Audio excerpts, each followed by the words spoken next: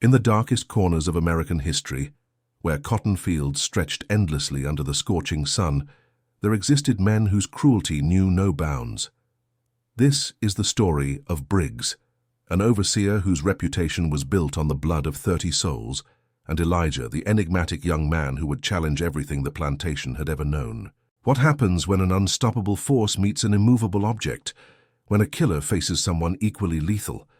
The answer lies in the cotton fields of Georgia, 1855, where legends are born and tyrants fall. If you're ready for a story that will keep you on the edge of your seat, hit that subscribe button and let's dive into this incredible tale of resistance, survival, and the unbreakable human spirit. The morning mist clung to the cotton fields of Whitmore Plantation like the ghosts of the damned, and perhaps that's exactly what they were. Georgia, 1855, a time when the Deep South's economy ran on the backs of enslaved people, and men like Briggs thrived in the shadows of human misery. Briggs wasn't just any overseer, standing 6 feet 4 inches tall, with arms like tree trunks and hands that had ended more lives than a battlefield. He was a legend whispered about in slave quarters across 3 counties. His reputation preceded him like the stench of death.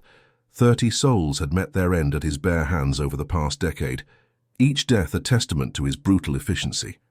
The man's physical presence was intimidating enough, but it was his psychological warfare that truly set him apart. Briggs had pale blue eyes that seemed to look right through a person's soul, searching for weakness, for fear, for any crack in their resolve that he could exploit. His hair, once blonde, had turned prematurely grey from years of violence and whiskey, giving him an almost spectral appearance in the early morning light. Deep lines etched his face, not from laughter or joy, but from the constant scowl of a man who found pleasure only in the suffering of others. His clothing was practical but well made. Sturdy leather boots that had kicked in more ribs than he could count, dark trousers that hid bloodstains well, and a cotton shirt that he replaced regularly, not from wear, but from the frequency with which it became soiled with other people's blood. The leather whip at his side was custom-made, its handle worn smooth from years of use, the braided leather dark with age and violence. "You see that man walking toward the fields?" old Samuel whispered to the newer arrivals, his weathered hands trembling as he pointed toward the imposing figure striding through the morning fog. "That's Briggs. The devil himself walks among us, and he wears that man's face." Samuel had been on the plantation longer than anyone, had seen overseers come and go, but none like Briggs. The old man remembered the day the overseer arrived, how the previous man, cruel in his own right, had seemed almost gentle by comparison. Within a week of Briggs's arrival, 2 men were dead, and the entire dynamic of the plantation had shifted from mere oppression to something approaching systematic terror. The plantation owner, Master Whitmore, had hired Briggs 5 years ago specifically for his reputation. Cotton production had increased by 40% since his arrival, not through innovation or better tools, but through pure, unadulterated fear. The enslaved workers moved with mechanical precision, knowing that a single misstep, a moment's hesitation, or even an unfortunate glance could result in a beating, or worse. Whitmore himself was a soft man, born into wealth and unaccustomed to the harsh realities of maintaining a plantation. He preferred to remain in his mansion, sipping mint juleps and entertaining guests, while Briggs handled the unpleasant necessities of slave management. The arrangement suited both men perfectly. Whitmore could maintain his genteel facade, while Briggs indulged his sadistic nature with complete impunity. Briggs had his own twisted philosophy about control, one he had developed through years of breaking human spirits. "Fear," he would tell Master Whitmore during their evening whiskey sessions, "is the only language these people understand. You show weakness once and they'll tear you apart like wild animals. But you show them what real power looks like, what real consequences are, and they'll work themselves to death just to avoid your attention." The overseer's daily routine was as predictable as sunrise, and far more terrifying. He would emerge from his quarters at dawn, leather whip coiled at his side, and begin his patrol of the fields. His pale blue eyes, cold as winter frost, would scan the rows of cotton pickers with the calculating gaze of a predator selecting prey. He had an uncanny ability to sense weakness, to identify which workers were struggling, which ones might be harboring thoughts of resistance, Which ones simply needed to be reminded of their place in the world? The enslaved workers had learned to read his moods with the precision of meteorologists reading storm clouds. There was the slight tightening around his eyes that meant someone would suffer today, the way his right hand would flex when he was deciding who deserved his attention, the particular set of his shoulders that indicated he was in a killing mood. They had developed an entire silent communication system based on Briggs's body language, warning each other when to disappear, when to work faster, when to pray. Keep your head down, work fast, and pray he doesn't notice you, became the unspoken rule of survival on Whitmore Plantation. But even following these rules was no guarantee of safety. Briggs was unpredictable by design, sometimes punishing the hardest workers just to keep everyone off balance, sometimes showing mercy to obvious rule breakers to create confusion and mistrust among the enslaved community. But Briggs wasn't just physically imposing. He was cunning in ways that made him even more dangerous. He understood the psychology of oppression better than most educated men understood their books. He would sometimes show mercy to one worker while brutalizing another, creating an atmosphere where the enslaved people never knew what to expect. This unpredictability was perhaps his most effective weapon. It kept everyone off balance, desperate to please, terrified to resist. He had studied the enslaved community with the attention of a general studying enemy territory. He knew who the natural leaders were and made sure to break them publicly. He knew which families were closest and used that knowledge to ensure compliance, threatening children to control parents, threatening spouses to control each other. He had turned the basic human need for connection into a weapon against the very people who needed it most. The quarters where the enslaved families lived were a study in quiet desperation. Mothers would hold their children close at night, whispering prayers and lullabies to drown out the sounds of Briggs's late-night inspections. These inspections were perhaps the most terrifying aspect of life under his rule. Random visits to the quarters, ostensibly to check for contraband or signs of rebellion, but really just opportunities for him to remind everyone that there was no safe space, no moment of peace, no escape from his authority. Fathers would stare at the ceiling during these long nights, their hands clenched into fists, knowing that any act of defiance would result not just in their own death, but likely the death of their loved ones as well. The psychological torture of being unable to protect their families was sometimes worse than any physical punishment Briggs could devise. "He ain't human," whispered Mary, a young woman who worked in the plantation house and had seen Briggs up close more than most. "I seen him break a man's neck with one hand, just 'cause the poor soul stumbled while carrying cotton bales. Didn't even blink. Just walked away like he'd swatted a fly. But it's worse than that. He enjoyed it. I could see it in his eyes, the way they lit up when he heard the bones crack." The stories about Briggs had taken on mythical proportions throughout the enslaved community. Some said he could smell fear from 100 yards away, that he had some supernatural ability to detect rebellion before it even formed in a person's mind. Others claimed he never slept, that he patrolled the plantation all night like some supernatural guardian of oppression, his pale eyes glowing in the darkness as he searched for victims. The truth was both simpler and more terrifying. Briggs was entirely human, which made his capacity for cruelty all the more chilling. He slept, he ate, he felt pain and pleasure like any other man. But somewhere in his development, the normal human capacity for empathy had been replaced with something else, something that fed on the suffering of others and grew stronger with each act of violence. Master Whitmore, a portly man in his 50s with thinning hair and soft hands that had never known real work, was perfectly content with his overseer's methods. The plantation was profitable, the enslaved workers were compliant, and he could sleep peacefully in his mansion, knowing that Briggs maintained absolute control. The moral implications of his overseer's methods never troubled Whitmore's sleep. He had convinced himself that enslaved people were fundamentally different from white people, that they required harsh treatment to remain productive. "The man's worth his weight in gold," Whitmore would boast to his neighbors during their regular social gatherings. "Haven't had a single uprising attempt since he arrived, not even a whisper of rebellion. My cotton production is the envy of the county, and my workers are the most disciplined in Georgia. Briggs has a gift, I tell you, a real gift for management." These conversations always took place on the veranda of the big house, with mint juleps in hand and the cotton fields stretching out before them like a white sea. The irony was lost on Whitmore and his guests. They spoke of human beings as if they were livestock, of brutal oppression as if it were a business innovation, of systematic dehumanization as if it were a mark of civilization. But on this particular morning, as the sun climbed higher and the cotton fields shimmered in the heat, something was different.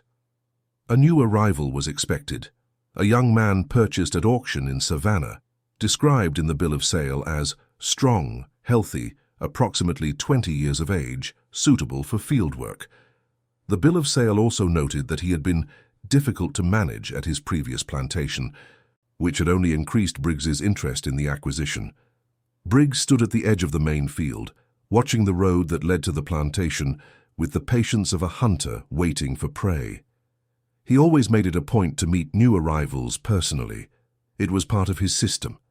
Establish dominance immediately, crush any thoughts of resistance before they could take root, make it clear from the very first moment that this plantation operated under different rules than anywhere they had been before. The overseer had developed this initial confrontation into an art form over the years. He knew exactly how to stand to maximize his intimidating presence, exactly what to say to break down a new arrival's confidence, exactly how much violence to display to make his point without actually damaging valuable property. It was a carefully choreographed dance of dominance and submission that he had performed dozens of times. "What's his name?" Briggs asked Jake, the plantation's head driver, a position that put him somewhere between enslaved worker and overseer. Jake was a complicated figure on the plantation, a man who had been given just enough authority to make him complicit in the system, but not enough to protect himself or others from Briggs's wrath. "Elijah," Jake replied, consulting the papers with hands that trembled slightly. Even Jake, despite his elevated position, was terrified of Briggs. "Came from a plantation up in Virginia. Owner died. Their estate got sold off. Says here he's been trouble before. 2 previous overseers requested his transfer." Briggs nodded, already planning his approach. New arrivals were often the most dangerous. They hadn't yet learned the rules, hadn't been broken by the system, hadn't had their spirits crushed by years of systematic brutality. They sometimes arrived with hope still burning in their eyes, and hope was something Briggs took particular pleasure in extinguishing. It was like snuffing out a candle, a small act that brought disproportionate satisfaction. As the wagon carrying the new arrival approached, Briggs felt that familiar surge of anticipation. Another soul to break, another spirit to crush. It was what he lived for, what gave his life meaning in this God-forsaken corner of Georgia. Each new arrival was a challenge, a puzzle to be solved, a resistance to be overcome. And Briggs had never met a puzzle he couldn't solve with sufficient application of fear and violence. But as the wagon drew closer, and Briggs caught his first glimpse of the young man sitting in the back, something stirred in his chest, something he hadn't felt in years. It wasn't fear exactly, but a recognition of something dangerous, something that didn't quite fit the pattern he'd grown accustomed to. There was something in the way the young man held himself, something in his posture that suggested he had not been broken by his previous experiences. The young man sat perfectly still, his dark eyes fixed straight ahead, not with the downcast gaze of the defeated, but with the steady focus of someone who was taking measure of his surroundings. Even from a distance, Briggs could see the powerful build beneath the simple clothes, the way the man held himself with an almost military bearing. This was not the broken, terrified creature that usually arrived at Whitmore Plantation. "Interesting," Briggs murmured to himself, his hand unconsciously moving to the whip at his side. For the first time in months, he felt genuinely curious about a new arrival. Most enslaved people arrived in one of 2 states, either completely broken by their previous experiences or filled with a desperate, easily crushed hope for better treatment. This one seemed to be neither. As the wagon came to a stop, the young man, Elijah, stepped down with fluid grace. He was tall, perhaps 6'2", with broad shoulders and arms that spoke of years of hard labor. His skin was the deep brown of someone who had spent his life working under the sun, and his hands, though calloused from work, moved with a precision that suggested intelligence and control. But it was his eyes that caught Briggs's attention, dark, intelligent, and completely unafraid. They swept the plantation with the calculating gaze of someone assessing a battlefield, taking in the layout, the escape routes, the potential weapons, the positions of power. These were not the eyes of a victim. For the first time in 5 years, Briggs felt a flicker of uncertainty. This one was different. This one might actually be interesting. This one might actually provide the kind of challenge that Briggs had been craving without realizing it. The other enslaved workers had gathered at a respectful distance, as they always did when new arrivals came to the plantation. They watched in tense silence, knowing that what happened in the next few minutes would set the tone for everything that followed. Some of them recognized something in Elijah's bearing that gave them hope. Others saw only another soul about to be crushed by the Briggs machine. Briggs stepped forward, his imposing frame casting a long shadow in the morning sun. He'd done this dance dozens of times before. The intimidating approach, the demonstration of power, the crushing of hope. It was as natural to him as breathing, as automatic as his heartbeat. But as he drew closer to Elijah, something unexpected happened. The young man turned to face him directly, meeting his gaze without flinching, without the automatic deference that Briggs had come to expect. There was no challenge in those dark eyes, but there was no submission either. Just a calm, measuring assessment that made Briggs feel like he was the one being evaluated. For a moment that stretched like eternity, the two men stood facing each other in the Georgia heat, surrounded by the whispered prayers of witnesses who sensed that something fundamental was about to change on Whitmore Plantation. The legend of Briggs was about to meet its match. The silence stretched between them like a taut rope ready to snap. Briggs had perfected this moment over the years, the initial confrontation that would establish the hierarchy, the psychological warfare that preceded any physical demonstration. But Elijah's steady gaze was throwing off his rhythm, disrupting the carefully choreographed dance of dominance and submission. The morning air hung heavy with humidity and the scent of cotton blossoms. But there was something else in the atmosphere now, a tension that made even the insects seem to quiet their buzzing. The other enslaved workers stood frozen, afraid to move, afraid to breathe too loudly, afraid to miss a single moment of this unprecedented confrontation. Briggs had learned over the years that the first words spoken in these encounters were crucial. They set the tone for everything that would follow, established the power dynamic that would govern the relationship between overseer and enslaved person. He had refined his opening gambit through years of practice, calibrating it to achieve maximum psychological impact.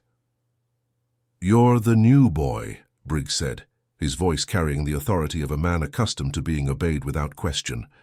The word boy was deliberate, calculated to diminish and infantilize, regardless of the recipient's actual age or capabilities. "I'm Briggs. I run these fields, and what I say goes. You understand me, boy?" Elijah's response was measured, his voice calm and clear, carrying none of the tremor that Briggs expected from new arrivals. "I understand you're the overseer." The words hung in the air like smoke from a gunshot. It wasn't defiance, exactly, but it wasn't the immediate capitulation Briggs expected either. The subtle distinction was lost on no one present. Elijah had acknowledged Briggs's position without acknowledging his authority, had answered the question without accepting the premise behind it. The other enslaved workers shifted nervously, recognizing the subtle challenge in Elijah's tone. Samuel's weathered hands began to shake more violently. Marcus unconsciously took a step backward. Even Jake, despite his elevated position, felt his stomach clench with anxiety. They all knew what happened to people who challenged Briggs, even indirectly. Briggs felt his jaw tighten, the muscles in his neck tensing as he processed what had just happened. This one would need to be broken quickly, before his attitude could spread like a disease through the quarters. Rebellion was contagious. He had seen it before. One person's defiance could inspire others, could create the kind of unrest that threatened the entire system. That's right. And the first thing you need to learn is respect. When I speak to you, you say yes, sir, or no, sir. Nothing else. You got that. The demand was about more than mere courtesy. It was about establishing a pattern of automatic obedience, of training the enslaved person to respond without thinking, to accept orders without question. Briggs had learned that once someone began following small orders automatically, they were much more likely to follow larger ones without resistance. "I understand," Elijah replied, still meeting Briggs's gaze directly.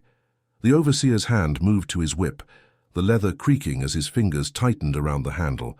The sound was deliberate, designed to remind everyone present of the consequences of continued defiance.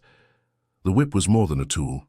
It was a symbol, a promise, a threat that hung over every interaction on the plantation. I said, "You got that." The proper response is, "Yes, sir." For a moment, Elijah said nothing. The assembled workers held their breath, knowing they were witnessing something unprecedented. No one, absolutely no one, had ever stood up to Briggs like this, not even for a few seconds. The silence stretched on, each second feeling like an hour, until finally Elijah spoke. "Yes, sir," Elijah finally said. But there was something in his tone that suggested compliance rather than submission. It was a distinction that Briggs caught immediately, and it made his blood run cold with anticipation. This wasn't surrender. This was strategy. "Better," Briggs said, though he knew this was far from over. He could sense the intelligence behind Elijah's eyes, could see the wheels turning as the young man assessed the situation and planned his next move. "Jake here will show you to your quarters and explain the rules. Work starts before dawn, ends after sunset. You don't eat unless you meet your quota. You don't speak unless spoken to, and you don't ever look at me the way you just did. Clear?"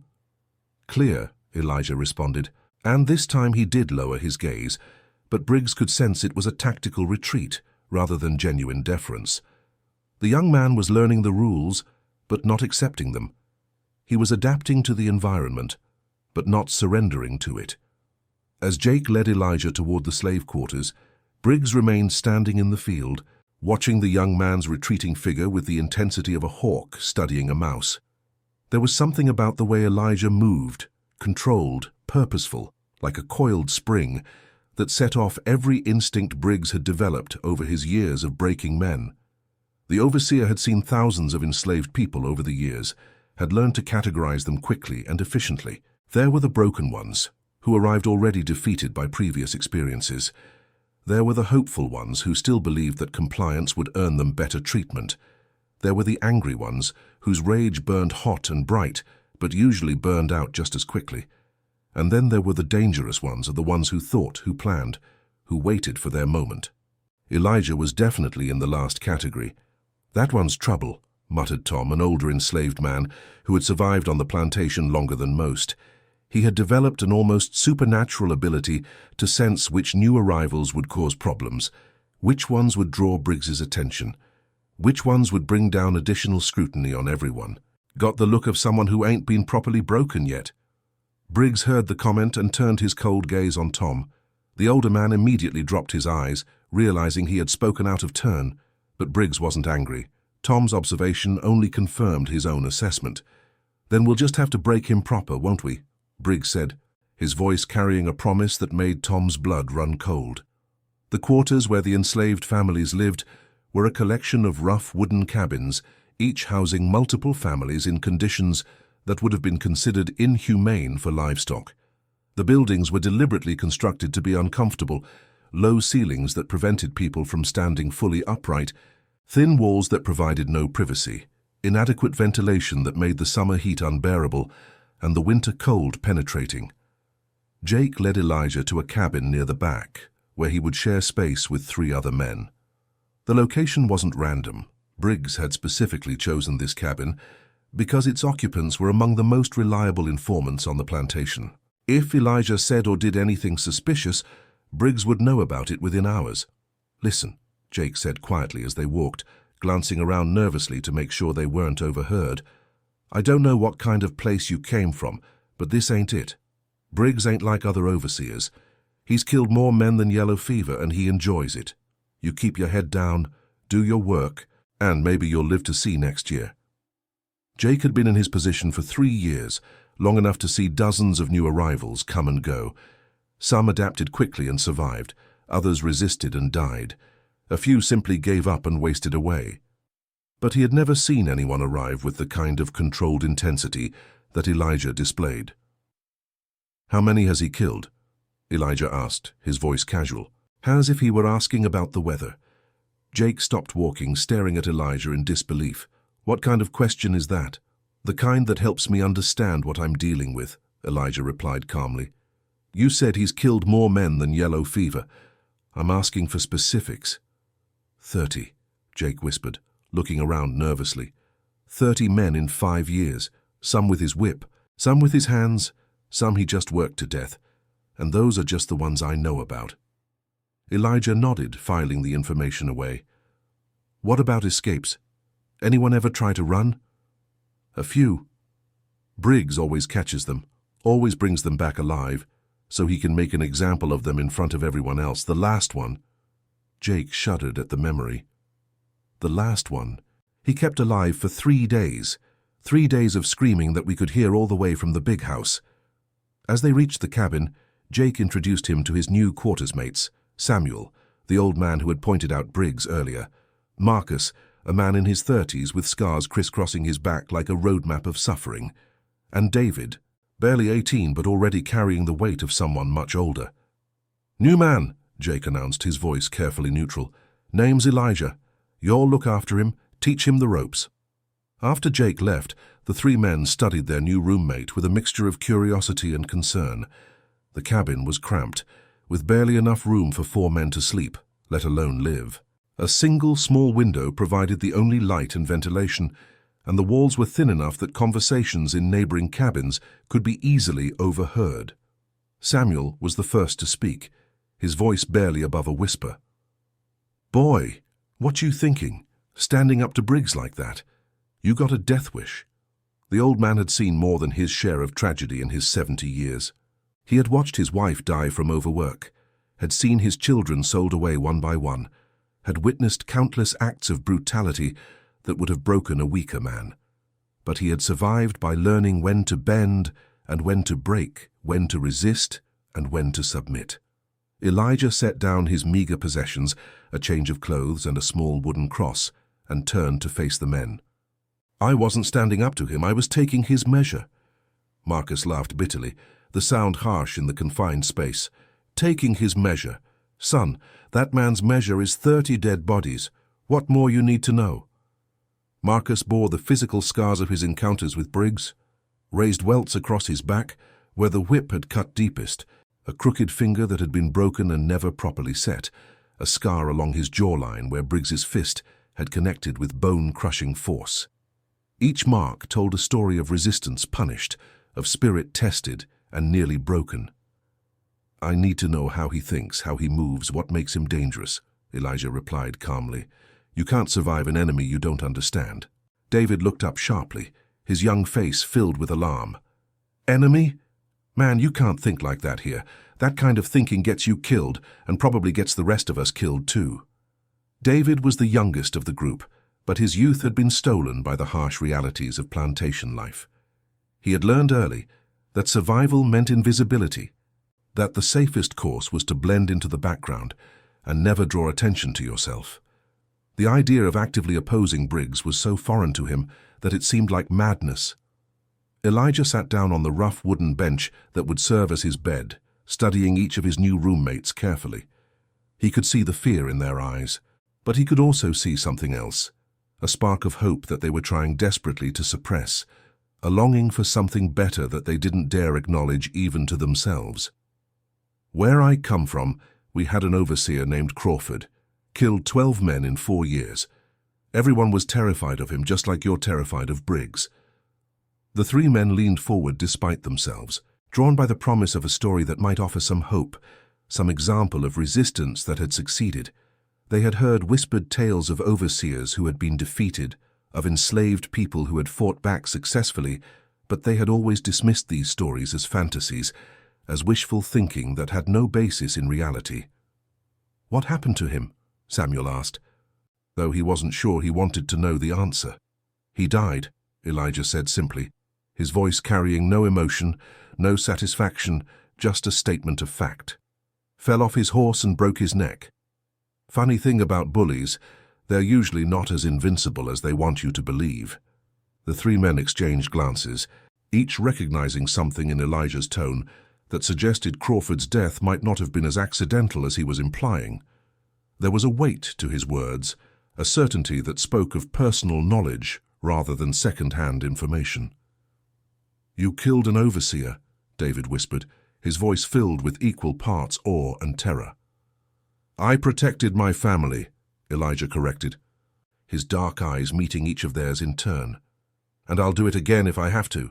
Marcus stood up abruptly, pacing the small confines of their cabin like a caged animal. "Man, you can't be talking like this.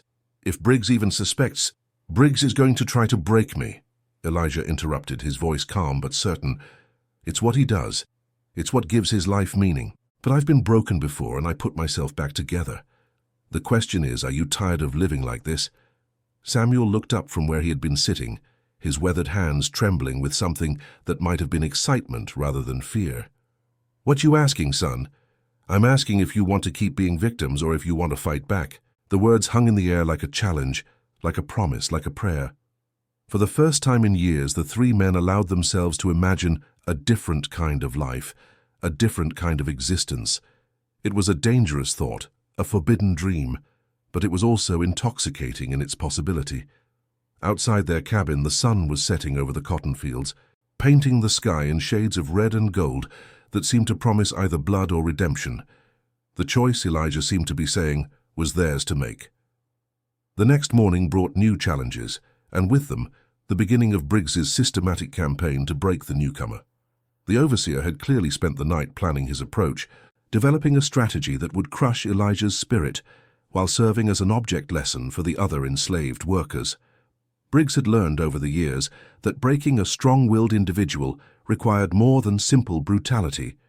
It required psychological warfare, a careful application of pressure designed to isolate the target, to make them question their own strength, to convince them that resistance was not only futile, but actively harmful to those around them. Elijah was assigned the heaviest work, hauling water barrels in the blazing sun, clearing stumps from new fields, loading cotton bales onto wagons. Tasks that would normally be shared among several men were given to Elijah alone, with the explicit understanding that failure to complete them would result in punishment for his cabin mates as well as himself. The water barrels were particularly brutal. Each one weighed nearly 200 pounds when full, and Elijah was expected to carry them from the well to various points throughout the plantation, the big house, the overseer's quarters, the cotton processing areas. The distance from the well to the farthest delivery point was nearly a mile, and in the Georgia heat, the work was exhausting even for someone of Elijah's considerable strength. But he endured it all without complaint, his powerful frame handling the punishment with grim determination. More importantly, he began to talk to the other workers. Quietly, carefully, he started planting seeds of resistance, sharing stories of successful escapes, of overseers who had been defeated, of places in the north where people like them lived as free men and women. "You don't have to live like this forever," he would whisper to small groups during the brief rest periods that Briggs allowed. "There are places up north where men like us are free. There are ways to get there." The conversations were necessarily brief and coded, conducted in the language of metaphor and implication that enslaved people had developed to communicate dangerous ideas without being detected. They spoke of following the drinking gourd, the Big Dipper constellation that pointed north toward freedom. They discussed stations and conductors and passengers as if they were talking about actual railroad travel rather than the underground network that helped enslaved people escape to freedom. "Underground railroad," Samuel murmured one evening, his voice barely audible even in the confines of their cabin. "Heard tell of it, but never believed it was real." "It's real," Elijah confirmed, his voice carrying the certainty of personal experience. "I've seen it work, but it takes planning, coordination, and it takes people willing to stand up when the time comes." Marcus shook his head, his scarred back aching from the day's labor. "Even if it's real, even if there's a way out, how do we know we can trust you? How do we know you ain't working for Briggs, trying to get us to say something that'll get us all killed?" It was a fair question, and one that Elijah had expected. Trust was a luxury that enslaved people couldn't afford to give freely. Too many had been betrayed by informants, by people who traded information for slightly better treatment, by individuals who had been broken so completely that they would do anything to avoid further punishment. "You don't know," Elijah admitted. "You can't know. But you can look at what I'm doing, not just what I'm saying. You can watch how I handle Briggs, how I treat the other workers, how I respond when the pressure gets intense. Actions tell you more about a person than words ever can." David, who had been listening in silence, finally spoke up. "What if you're wrong? What if we try to resist and it just makes things worse? What if Briggs decides to make an example of all of us? Then we die fighting instead of living on our knees," Elijah replied simply. "But I don't think it'll come to that. I think Briggs is more vulnerable than he wants anyone to believe." Word of these conversations inevitably reached Briggs, carried by informants who traded information for slightly better treatment.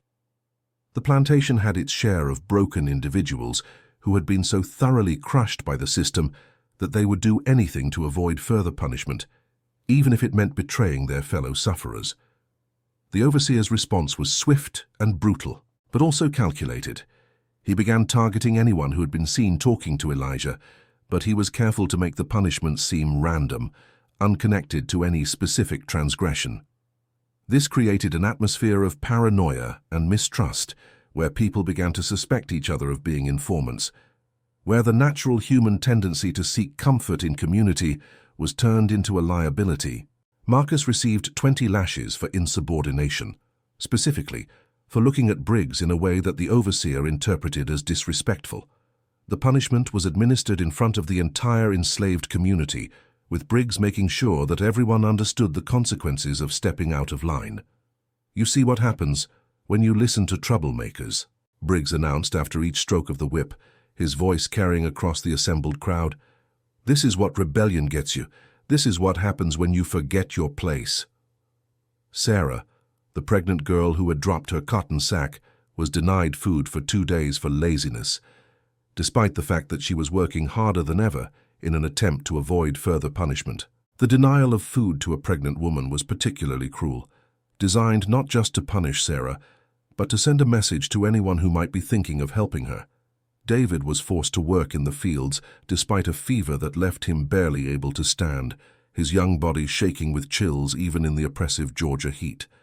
When he finally collapsed from exhaustion, Briggs stood over him with a bucket of cold water, pouring it over the boy's head, while announcing that anyone who couldn't handle their assigned work would be sold to a sugar plantation in Louisiana, a fate that everyone knew was essentially a death sentence. But Briggs's strategy backfired in ways he hadn't anticipated. Instead of turning the enslaved workers against Elijah, the increased brutality only served to highlight the injustice of their situation. People who had accepted their fate for years began to whisper about freedom, about fighting back, about the possibility that things could be different. The breaking point came 3 weeks after Elijah's arrival. Briggs had been drinking heavily that evening, a habit that was becoming more frequent as his frustration with the new arrival grew. The overseer had always used alcohol to numb the part of his conscience that occasionally tried to assert itself, but lately he had been drinking more and enjoying it less. The problem was that Elijah wasn't breaking the way he was supposed to. Despite the increased workload, despite the constant surveillance, despite the punishment of anyone who associated with him, the young man remained unbowed. If anything, he seemed to be growing stronger, more confident, more dangerous with each passing day. Briggs stumbled into the quarters after midnight, looking for an excuse to inflict violence, to reassert his dominance, to remind everyone who was really in control. The alcohol had made him sloppy, less careful about maintaining the facade of justified punishment that usually accompanied his brutality. He found his excuse in young David, who was tossing restlessly in his sleep, muttering words that Briggs chose to interpret as disrespectful. The boy was clearly in the grip of a fever dream, his body fighting off an infection that had developed from an untreated cut on his hand. But Briggs either didn't notice or didn't care about the medical explanation for David's condition. "Wake up, boy!" he roared, kicking David in the ribs with enough force to crack bone. "What did you just say about me?" David jerked awake, confused and terrified. his fever-addled mind struggling to process what was happening. The kick had driven the air from his lungs, and he gasped for breath while trying to focus on Briggs's face in the dim light filtering through the cabin's single window. "Nothing, sir. I was sleeping. I didn't say nothing." "Liar!" Briggs grabbed David by the throat, lifting the young man off the ground with one massive hand. The overseer's strength was legendary, but seeing it applied to someone as young and frail as David made it seem even more monstrous. "I heard you talking about killing overseers. You been listening to that troublemaker Elijah?" David's feet kicked helplessly as Briggs's grip tightened around his throat. The boy's face began to turn purple, his eyes bulging as his oxygen supply was cut off. Samuel and Marcus pressed themselves against the walls, knowing that any intervention would only make things worse, that Briggs was looking for an excuse to escalate the violence. But Elijah was already moving, rising from his makeshift bed with the fluid grace of a predator. He had been awake since Briggs entered the cabin, had been watching and waiting, assessing the situation and planning his response. This was the moment he had been preparing for since his arrival, the moment when Briggs would go too far, when the overseer's brutality would finally provide the justification for resistance. "Let him go," Elijah said quietly, his voice cutting through the sound of David's desperate gasping. Briggs turned, still holding David aloft, his pale eyes gleaming with alcohol and anticipation. This was what he had been waiting for, the moment when Elijah would finally reveal his true nature, when the careful facade of compliance would drop and the real confrontation could begin. "What did you say to me, boy?" "I said let him go. He's just a kid. He wasn't talking about anything." Briggs smiled that terrible smile and tightened his grip on David's throat. The young man's struggles were growing weaker, his body beginning to go limp as consciousness faded. "Maybe I should just finish him off, save myself the trouble of dealing with another potential rebel." That's when Elijah made his choice, the choice that would change everything on Whitmore Plantation, the choice that would finally bring the legend of Briggs face to face with something he had never encountered before, someone who was not afraid to die and therefore had nothing left to lose. "If you want to kill someone," Elijah said, stepping forward into the moonlight streaming through the cabin's single window, "kill me instead." The words hung in the air like a challenge, like a declaration of war. Briggs dropped David, who collapsed to the floor gasping for air, his throat bruised and his breathing ragged. The overseer turned his full attention to Elijah, and for the first time in years, he felt something that might have been excitement. Finally, a real challenge, finally someone worth breaking. Finally, an opponent who might actually provide the kind of resistance that would make victory meaningful. "You know what, boy? I think I'll take you up on that offer." The two men faced each other in the cramped cabin, surrounded by witnesses who knew they were about to see something that would be talked about for generations. The air itself seemed to crackle with tension, as if the very atmosphere was charged with the electricity of impending violence. Samuel helped David to a sitting position, the old man's hands shaking as he checked the boy's injuries. Marcus stood frozen against the wall, his scarred back pressed against the rough wood as he watched the confrontation unfold. All three men understood that they were witnessing a moment that would define not just their own futures, but the future of everyone on Whitmore Plantation. The legend of Briggs was about to meet the legend of Elijah, and only one of them would walk away. The final confrontation was about to begin, and with it, the end of an era of unchallenged brutality that had defined life on the plantation for 5 long years. The cabin felt smaller with the two giants facing each other, the air thick with tension and the promise of violence. Briggs stood 6 feet 4 inches of practiced brutality, his pale eyes gleaming with anticipation in the dim moonlight. Elijah, slightly shorter but broader through the shoulders, remained perfectly still, his dark gaze never leaving the overseer's face. The moment stretched between them like a bowstring drawn to its breaking point. Both men understood that this confrontation had been inevitable from the moment Elijah stepped off the wagon 3 weeks ago. Everything that had happened since, the increased workload, the punishment of innocent people, the systematic campaign of intimidation, had been leading to this moment. Briggs could smell the fear radiating from the other occupants of the cabin, but strangely, he detected none of it from Elijah. The young man stood with the calm confidence of someone who had already accepted the possibility of death, who had made peace with whatever consequences might follow from his actions. It was a mindset that Briggs recognized but had never encountered in an enslaved person, the mentality of a soldier preparing for battle. "You want to die so bad, boy?" Briggs whispered, his voice carrying the promise of pain.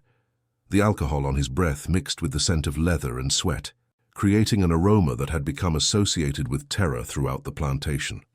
"I can arrange that, but first I'm going to break every bone in your body. Slowly." Elijah's response was calm, measured, delivered with the certainty of someone who had already calculated the odds and accepted them. "You can try." Those 3 words carried more threat than any scream of defiance could have conveyed. They spoke of confidence earned through experience, of strength tested and proven, of a will that had been forged in fires that Briggs couldn't even imagine. For the first time in his adult life, the overseer felt a flicker of uncertainty. Briggs lunged forward with surprising speed for such a large man, his massive fist aimed at Elijah's jaw. The overseer had ended fights with that punch before. It carried the weight of his entire body behind it, delivered with the precision of someone who had been breaking faces for decades. But Elijah was no longer there. He had moved with fluid grace, stepping aside and letting Briggs's momentum carry him past. As the overseer stumbled, Elijah's elbow connected with his ribs, not hard enough to do serious damage, but enough to announce that this would not be the one-sided beating Briggs was accustomed to delivering. The impact sent a shock of pain through Briggs's side, but more than that, it sent a shock of realization through his mind. In 30 years of violence, no one had ever dodged his first strike. No one had ever been fast enough, smart enough, or brave enough to avoid that initial devastating blow. The overseer spun around, his face flushed with rage and something that might have been surprise. "Lucky," he snarled, circling Elijah like a predator stalking wounded prey. "Let's see how lucky you are twice." But even as he spoke the words, Briggs was beginning to understand that luck had nothing to do with what had just happened. Elijah's movement had been too precise, too controlled, too purposeful to be accidental. This man had been trained to fight, had learned techniques that went far beyond the crude brawling that characterized most plantation violence. This time Briggs was more careful, his approach measured and deliberate. He feinted left, then drove his right fist toward Elijah's solar plexus, with enough force to rupture internal organs. But again, Elijah moved, this time stepping inside Briggs's guard and delivering a sharp uppercut to the overseer's chin. Briggs's head snapped back, blood flowing from his split lip. For the first time in decades, he tasted his own blood in a fight. The sensation was both shocking and exhilarating. It had been so long since he had faced a real opponent that he had almost forgotten what it felt like to be in actual danger. "Where did you learn to fight like that?" Briggs demanded, wiping blood from his mouth with the back of his hand. "Same place you learned to kill," Elijah replied, his breathing still controlled, his stance still balanced. "From necessity." The answer revealed more than Elijah probably intended. Briggs had learned his skills through years of systematic brutality, through the gradual escalation of violence that had eventually numbed him to human suffering. But Elijah's skills spoke of something different, of training received from someone who understood combat as more than mere brutality, who had taught him to fight with precision rather than just power. The 2 men circled each other in the confined space, each looking for an opening, each trying to read the other's intentions. Samuel, Marcus, and David pressed themselves against the walls, afraid to move, afraid to breathe, afraid to miss a single moment of this unprecedented confrontation.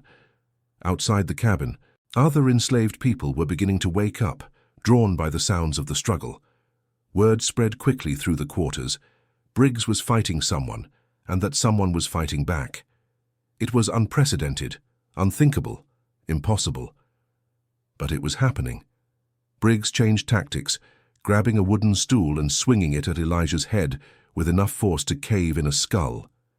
The young man ducked, the stool splintering against the cabin wall, then drove his shoulder into Briggs's midsection, driving him backward into the opposite wall.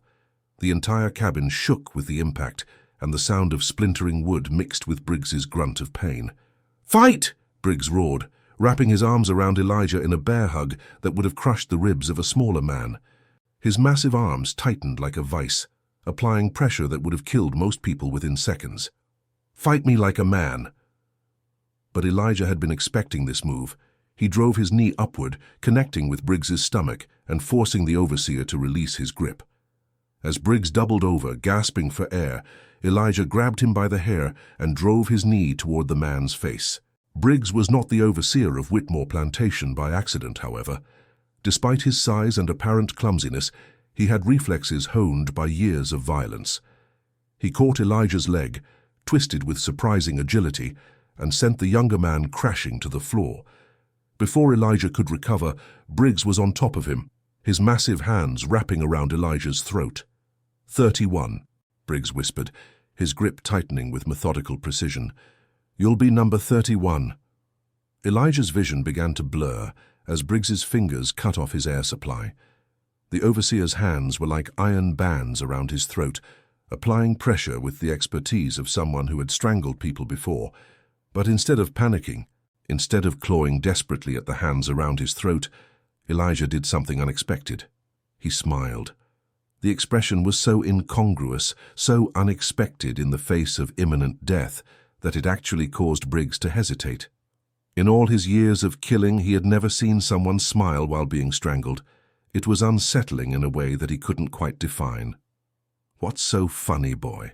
Briggs demanded, loosening his grip slightly. "I was just thinking," Elijah gasped, his voice hoarse but still carrying that strange note of amusement, "about what my sister told me before I left Virginia." "What's that?" "She said the bigger they are, the harder they fall." Elijah's hands, which had been lying seemingly helpless at his sides, suddenly shot upward. His thumbs found the pressure points just below Briggs's ears, pressing with surgical precision against nerve clusters that most people didn't even know existed. The overseer's eyes went wide as pain shot through his skull like lightning, an agony so intense that it temporarily paralyzed his entire nervous system. Briggs released his grip on Elijah's throat, his hands flying to his own head as he tried to escape the excruciating pressure. Elijah rolled out from under him, gasping for air but already moving, already planning his next attack. "Impossible," Briggs muttered, shaking his head to clear the pain and confusion. "Where did you learn that?" Elijah finished, getting to his feet with fluid grace. "From a man who used to be a soldier, before he became a slave. He taught me that size isn't everything. Technique matters, intelligence matters, and most importantly, having something to fight for matters." The revelation hit Briggs like a physical blow. Elijah hadn't just learned to fight from necessity. He had been trained by someone with military experience, someone who understood combat as a science, rather than just an expression of rage. This wasn't just a strong young man defending himself. This was a trained fighter who had been waiting for the right moment to reveal his true capabilities. The two men faced each other again, but something fundamental had changed. Briggs was no longer the confident predator he had been moments before. For the first time in his adult life, he was facing an opponent who might actually be his equal, or possibly his superior. "What are you fighting for, boy?" Briggs asked, genuinely curious, despite the pain radiating through his skull. "Freedom," Elijah replied simply, his voice carrying the weight of absolute conviction. "For me, for everyone in these quarters, for people I'll never meet who are suffering under men like you." "Noble," Briggs sneered, but there was less conviction in his voice than before. The pain in his head was subsiding, but it had been replaced by something worse, doubt. "But nobility don't win fights." "No," Elijah agreed, settling into a fighting stance that spoke of formal training. "But rage does. And I've got 30 years of rage built up inside me. They came together again, but this time it was different. This time it was different. This time it was personal." Briggs fought with the desperation of a man whose entire identity was being challenged, whose carefully constructed reputation was crumbling with each exchange. Elijah fought with the focused intensity of someone who had finally found a target worthy of all his accumulated anger. The fight moved throughout the small cabin, both men using every available surface as a weapon. Briggs slammed Elijah against the wall, hard enough to crack the wooden planks, the sound echoing through the quarters like a gunshot. Elijah responded by grabbing a metal water bucket and bringing it down on Briggs's shoulder, with enough force to dent the metal and send the overseer staggering. Blood flowed from cuts on both men's faces. Briggs's left eye was swelling shut, the result of a precisely placed elbow that had caught him off guard. Elijah's lip was split, and his shirt was torn away completely, revealing the roadmap of scars that told the story of his life, each mark a testament to survival, to endurance, to a will that refused to be broken. The cabin's other occupants watched in terrified fascination as the two titans battled. Samuel found himself praying, not for victory but simply for survival. Marcus pressed himself so hard against the wall that splinters dug into his scarred back. David, still recovering from his near strangulation, watched with wide eyes that reflected both hope and terror. Outside, the sounds of the struggle had awakened the entire slave quarters.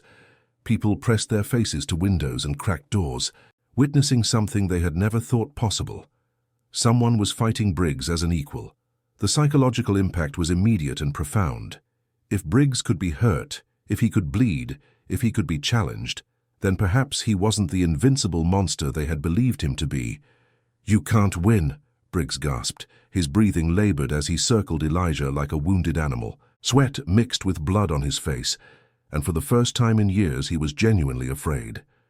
"Even if you beat me, they'll just send another overseer, and another. You can't fight the whole system."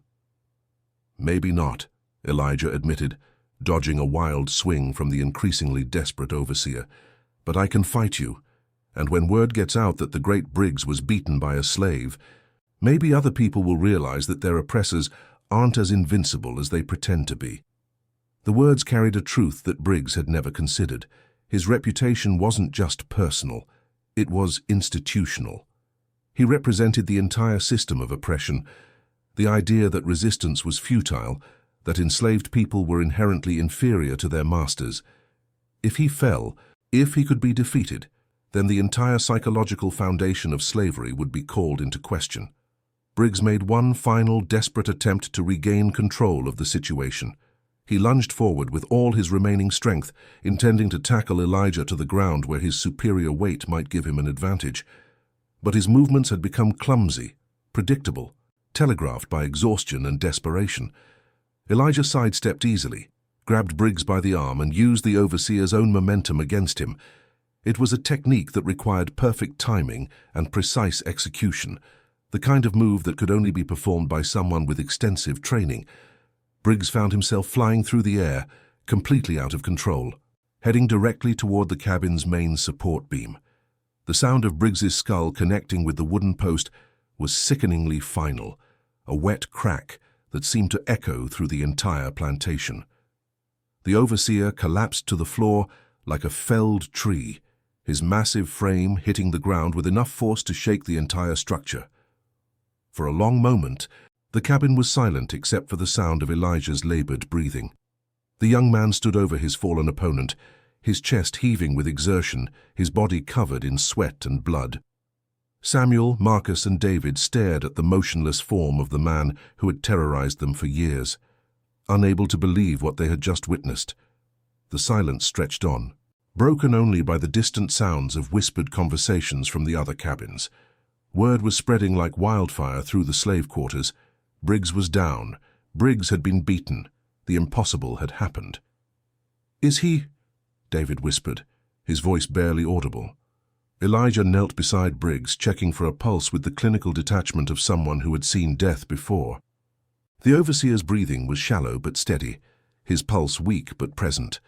A trickle of blood ran from his ear, suggesting a serious head injury, but he was alive.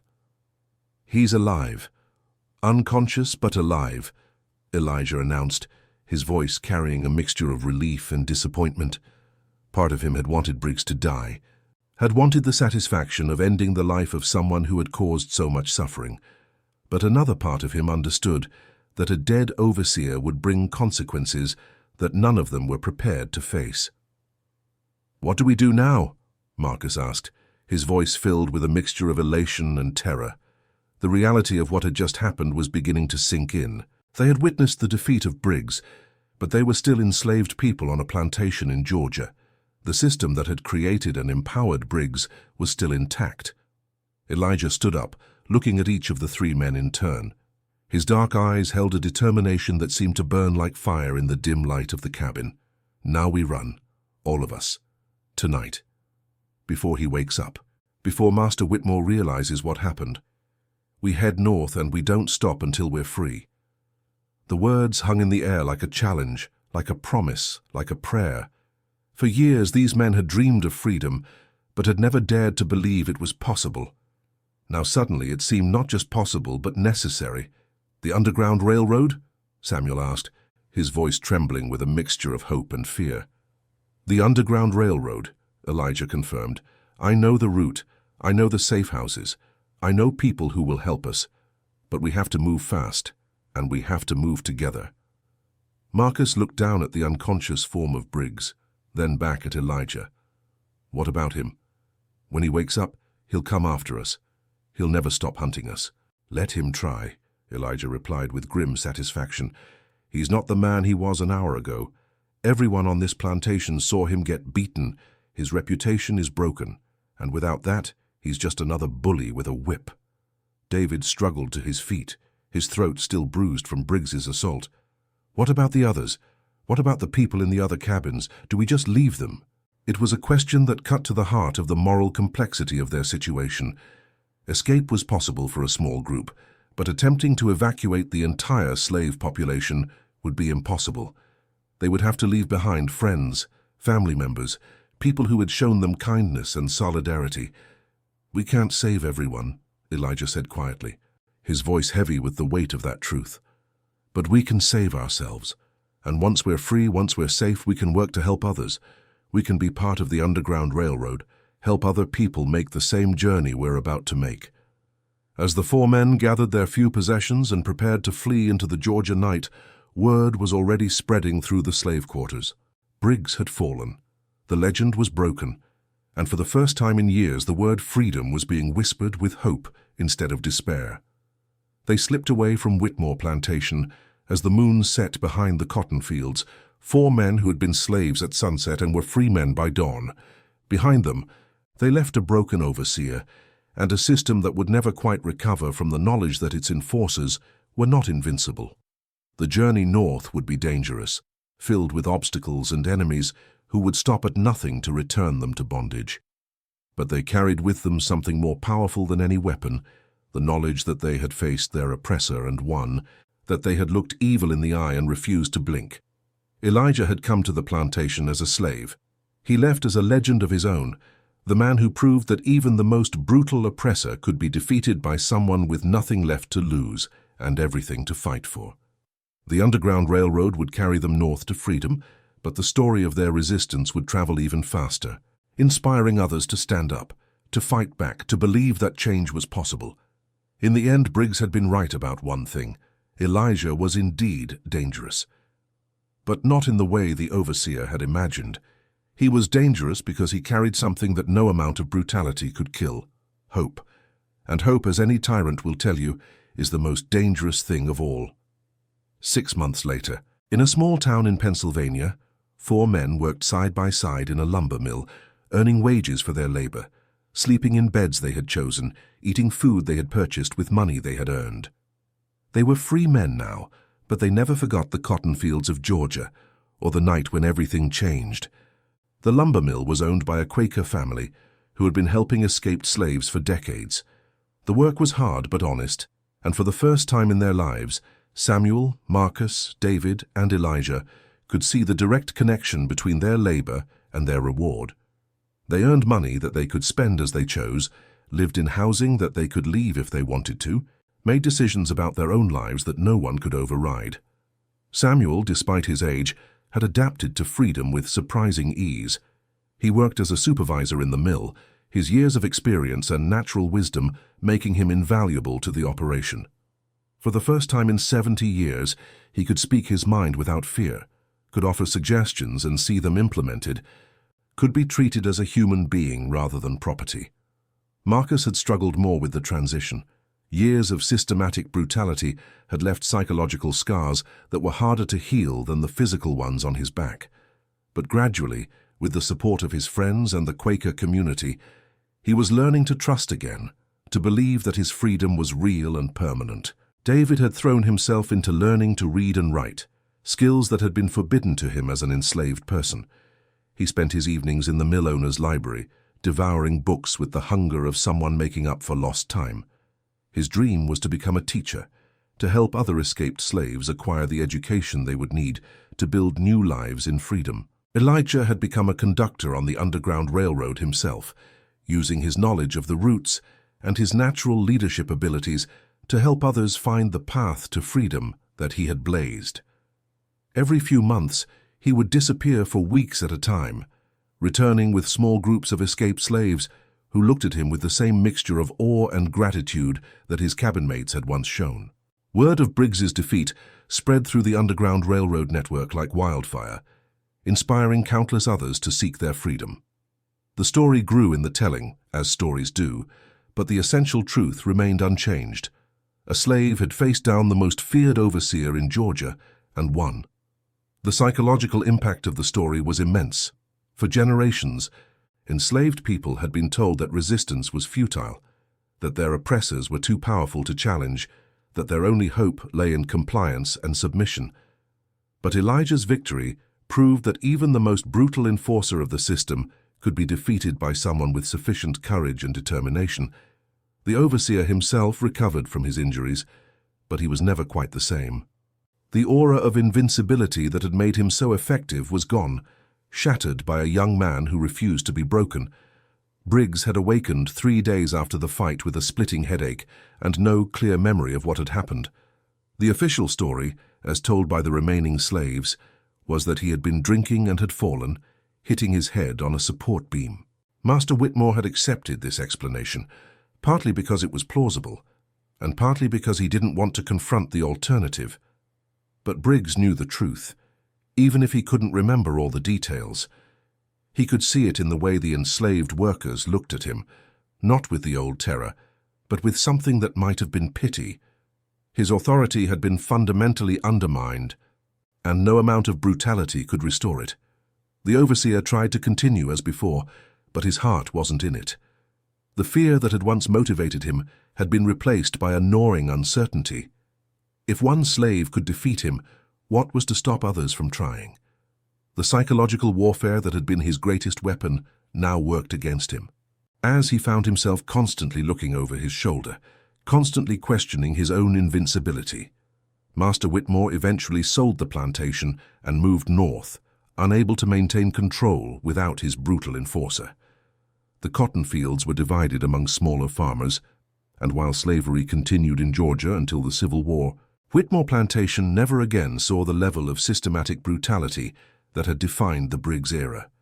The economic impact of Briggs's defeat was almost as significant as the psychological one. Without the overseer's reign of terror to maintain discipline, productivity on the plantation began to decline. Workers who had once moved with mechanical precision now worked at a more human pace. Small acts of resistance became more common, and Whitmore found himself unable to control his workforce. The plantation owner tried hiring other overseers, but none could match Briggs's effectiveness. They lacked either his physical presence or his psychological cunning, and the enslaved workers seemed to sense their weakness. Within 2 years, Whitmore was forced to sell the plantation at a significant loss. As for Elijah, he became a conductor on the Underground Railroad himself, helping others find the path to freedom that he had blazed. He never forgot the lesson he had learned in that cramped cabin, that sometimes the only way to defeat a monster is to become something even more dangerous, someone with nothing left to lose and everything to fight for. Elijah's work with the Underground Railroad brought him into contact with other freedom fighters, both black and white, who were working to undermine the institution of slavery. He learned that his victory over Briggs was part of a larger pattern of resistance that was spreading throughout the South. He met other escaped slaves who had fought back against their oppressors, other conductors who risked their lives to help people escape, other abolitionists who were working to change the laws that made slavery possible. He began to understand that his individual act of resistance was part of a larger movement that would eventually transform American society. The legend of Briggs ended that night in Georgia, but the legend of Elijah and the hope he represented lived on, inspiring generations of people to stand up against oppression and fight for their freedom. The story of the fight in the cabin became part of Underground Railroad folklore, told and retold in safe houses and secret meetings throughout the North. Each telling added new details, new embellishments, but the core message remained the same. Resistance was possible, oppressors could be defeated, and freedom was worth fighting for. Because in the end, that's what legends are really about. Not the power to destroy, but the courage to resist, and the unbreakable human spirit that refuses to be conquered. Years later, when the Civil War finally ended slavery throughout the United States, Elijah would return to Georgia as a free man. He would stand in the cotton fields of Whitmore Plantation, now divided among small farmers, and remember the night when everything changed. He would think about Briggs, about Samuel and Marcus and David, about all the people who had suffered and died under the system they had helped to break. But mostly, he would think about hope, about the power of one person's refusal to accept injustice, about the way courage could spread from one individual to an entire community, about the truth that no system of oppression, no matter how powerful it seemed, could survive when people stopped believing in its inevitability. The cotton still grew in those Georgia fields, but it was harvested by free hands now, by people who worked for wages and went home to families they could protect. The change hadn't come easily or quickly, but it had come, and Elijah knew that his small part in that larger transformation had mattered. The legend of the overseer fighter who killed 30 slaves had ended in a cramped cabin on a Georgia plantation. But the legend of the man who refused to be broken, who stood up for the innocent, who proved that even the most brutal oppressor could be defeated, that legend would live forever. If this story of courage, resistance, and the triumph of the human spirit moved you, make sure to subscribe to our channel for more incredible tales from history. Hit that notification bell so you never miss a story that will inspire and amaze you. What did you think of Elijah's incredible journey? Let us know in the comments below, and don't forget to share this story with others who need to hear about the power of standing up for what's right. Thank you for watching, and remember, sometimes the most powerful weapon against oppression is simply refusing to give up hope. Until next time, keep fighting the good fight.